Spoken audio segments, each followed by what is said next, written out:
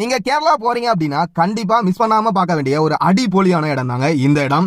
இங்க 1200 அடி உயர மலை மீது 100 கோடி ரூபாய் செலவுல ஒரு பிரம்மாண்டமான பறவையோட சிற்பம் செஞ்சிருக்காங்க. இந்த பறவையோட சிற்பம் தான் உலகத்திலேயே மிகப்பெரிய பறவையோட சிற்பம் அப்படின்னு சொல்லி அழைக்கிறாங்க.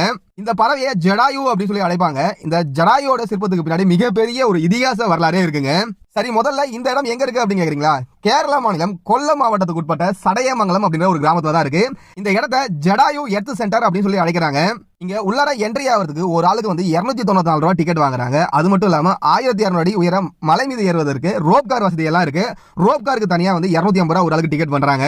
இப்படி நீங்க டிக்கெட் வாங்கி மேல போனீங்கன்னா ஒரு பிரம்மாண்டமான பறவையோட சிற்பத்தை பார்க்கலாம். நீங்க பார்க்கும்போது அவ்வளவு பிரம்மாண்டமா இருக்கும். இந்த பறவையோட நீளம் மட்டுமே பாத்தீங்கன்னா வந்து 200 அடிக்கு மேல இருக்குங்க.